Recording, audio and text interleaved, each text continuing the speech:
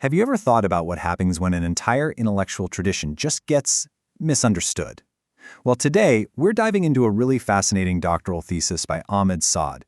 It's all about the Yemeni scholar Abu Bakr Al-Mashhūr. And trust me, his work doesn't just challenge our assumptions, it blows the doors open on a complex story of how traditional Islam has actually grappled with modernity. It's a story that's been overlooked for way too long. Okay, so to really get our heads around this, we're going to follow the thesis' own argument. First up, we'll unpack the flawed narrative that has pretty much dominated this field. Then, we'll map out the whole landscape of responses to find a critical blind spot in the research. And that's exactly where we'll bring in Al-Mashhūr himself and his powerful idea of a decolonial modernity. Finally, we'll get into why uncovering this one scholar's work has such huge implications for all of us. All right, so where do we even begin? With a problem. To really grasp why this thesis is such a big deal, we first have to understand the academic rut it's trying to pull us out of, a decades-old, overly simple way of looking at tradition versus modernity. At its very heart, this research is a direct challenge to a story that, honestly, many of us have just taken for granted. For years, academia has often painted traditional Muslim thinkers with a really broad brush, as if they're all just anti-progress, people trying to slam the brakes on history. But what this thesis argues is that this isn't just a simplification, it's just plain wrong. This slide really gets to the core of the problem. We've been sold this very clean but totally false binary choice. You're either a modernizing reformist who's all in on Western models, or you're a stagnant traditionalist who's stuck in the past. But what if that's not the whole story? The thesis shows us the reality is much, much messier and way more interesting, a whole spectrum of creative, complex responses that this black and white view completely misses. So, if we're stuck in this binary trap, how do we get out? Well, the thesis basically acts like a map maker. By charting the full landscape of Muslim responses to modernity, it helps us pinpoint exactly where the academic blind spots have been hiding. So on one side of this new map, we've got what's called the assimilative attitude. You can think of this as the group that sees Western modernity as like the gold standard and tries to make Islamic thought fit into that modern Western box. And then, way over on the complete other side of the spectrum, you have the dismissive attitude. Yeah, this is the polar opposite. It's an approach that sees modernity as a threat, which often leads to a full-on rejection of Western influence. But here's where things get really interesting. In between those two extremes, there's this huge, nuanced middle ground, the conservative attitude. This isn't about just saying yes or no. It's about a careful, thoughtful process of negotiation, of drawing on the deep well of Islamic tradition to find a path forward in a modern world. And this is where we find the crucial gap in the research.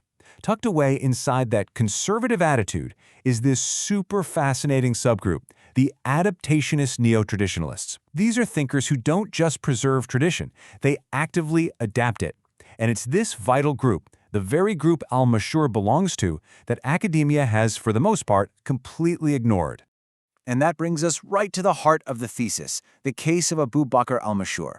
His work is basically the key that unlocks this overlooked category of adaptationist neo-traditionalism, and it finally brings it out into the spotlight where it belongs.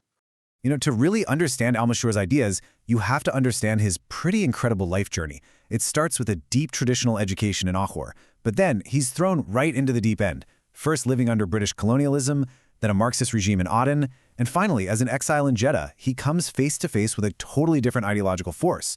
Each one of these encounters, forced him to grapple with modernity in a super real, super personal way.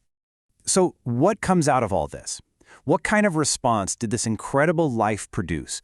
Well, the thesis argues it's a really sophisticated approach, one that can be best understood as a decolonial, pragmatic modernity. So let's break down exactly what that means. First up, you have conservative pragmatism. Now, this isn't about, freezing tradition in a block of ice. It's more about seeing the past as this treasure chest of wisdom, and then being really smart and practical about how you apply that wisdom today. It's the difference between preserving a living tradition and just sticking it in a museum. The second key idea is his decolonial narrative, and this part is so important. Al-Mashhūr isn't fighting against modernity as a concept. He's fighting against a colonized version of modernity.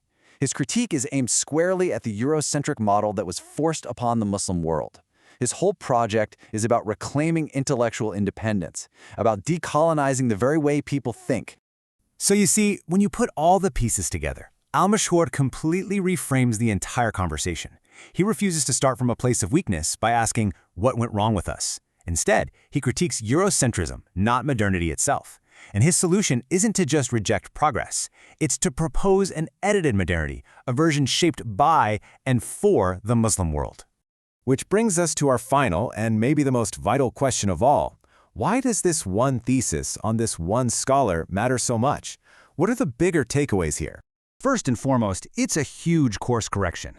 I mean, by giving us this deep, nuanced look at a voice that's been totally ignored, this research directly takes on that simplistic binary story we started with. It proves that the real story is so much richer and more interesting than we've been led to believe. And you have to remember, this is totally groundbreaking stuff. It's the very first academic study on Al-Mashhūr. So it doesn't just give his ideas a platform, it actually opens up an entirely new field for other scholars to explore. It's laying the groundwork for a whole new conversation. So it all leaves us with this really powerful thought, doesn't it? Al-Mashhūr's story proves there isn't just one single path to modernity. And it really makes you wonder, if a thinker this profound could be overlooked for this long, how many other voices, how many other alternative modernities are still out there, hidden in plain sight, just waiting for us to actually listen?